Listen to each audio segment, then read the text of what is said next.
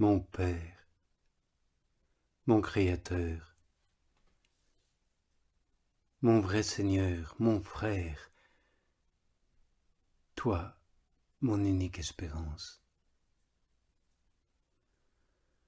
Quand je considère ce que tu dis dans tes saintes écritures, que tes délices sont d'être avec les enfants des hommes,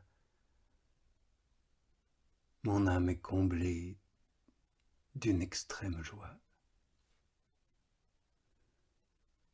Que ces paroles sont puissantes, Seigneur du ciel et de la terre, qu'elles sont puissantes pour empêcher les plus grands pécheurs de perdre l'espérance de leur salut.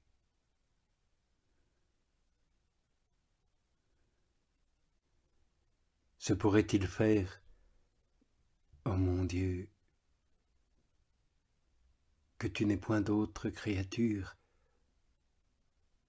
en qui tu puisses prendre tes délices,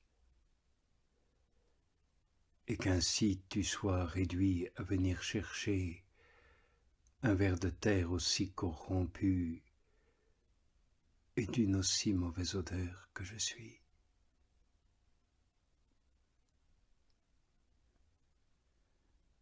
Lorsque le Christ, Jésus, ton Fils, fut baptisé, tu fis entendre une voix du ciel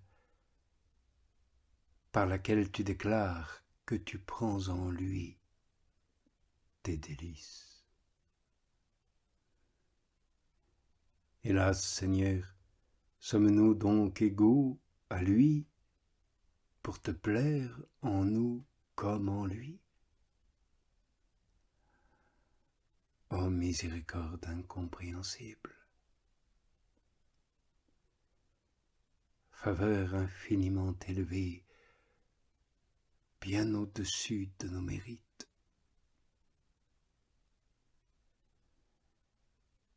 Et après cela, misérables que nous sommes, nous oublions toutes ces grâces.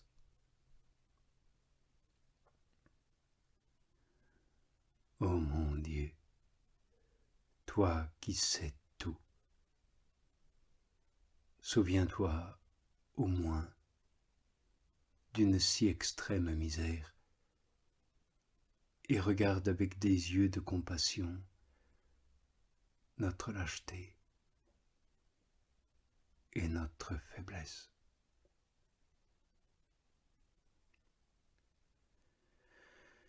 Et toi, mon âme, considère avec combien d'amour et de joie le Père éternel connaît son Fils, et le Fils éternel connaît son Père. Considère l'ardeur avec laquelle le Saint-Esprit s'unit à eux,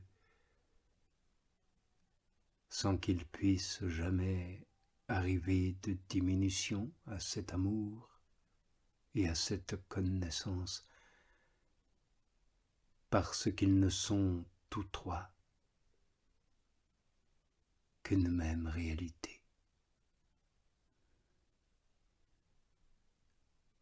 Ces trois souveraines personnes se connaissent et s'aiment mutuellement et trouvent l'une dans l'autre leurs délices ineffables et incompréhensibles.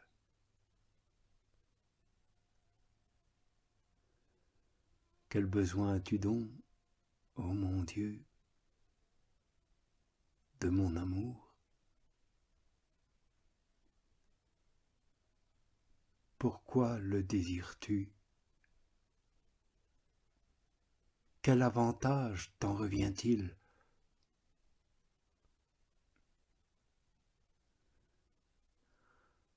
En sois à jamais béni, mon Seigneur, pour une si extrême miséricorde. Sois béni dans les éternités d'éternité, et que toutes tes créatures te louent et qu'elle te loue éternellement, comme tu subsistes éternellement.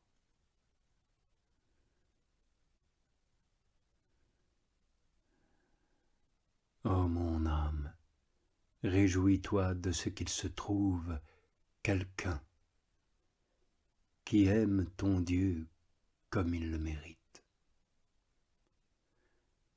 Réjouis-toi de ce qu'il se trouve quelqu'un qui connaît sa bonté et son excellence. Oui, réjouis-toi et rends-lui grâce de ce qu'il nous a donné ici-bas, ce quelqu'un qui n'est autre que son propre Fils, afin qu'il y eût quelqu'un dont il fût connu aussi parfaitement sur la terre qu'il l'est dans le ciel.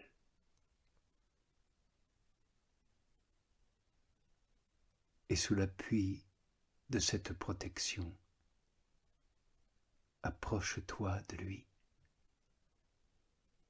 et prie-le que, puisque son adorable majesté se plaît avec toi, il fasse qu'il n'y ait rien dans le monde qui soit capable de te priver de la joie de penser à sa grandeur et de considérer de quelle sorte il mérite d'être aimé et d'être loué.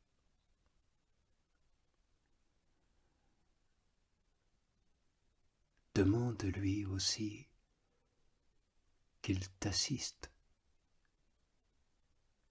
afin que tu puisses contribuer en quelque chose à la gloire de son saint nom,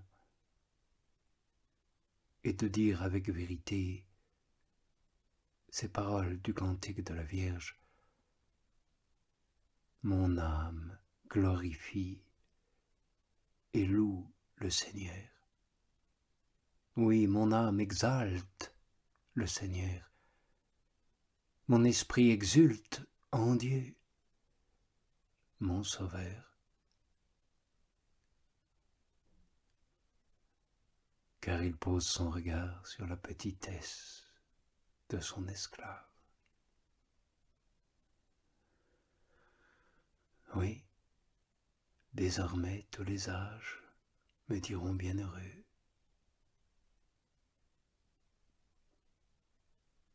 Le puissant fait pour moi de grandes choses. Saint est son nom. D'âge en âge s'étend sa miséricorde en ceux qui le révèrent.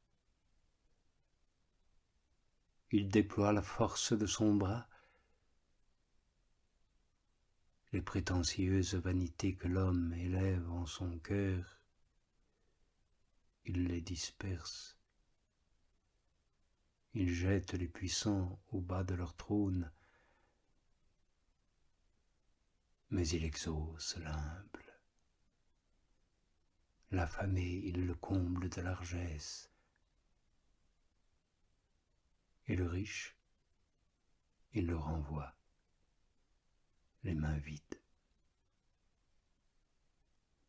Oui, il vient en aide à son peuple, son enfant, se souvenant de sa miséricorde. Comme à nos pères il l'a promis, en faveur d'Abraham et de sa descendance, pour l'éternité.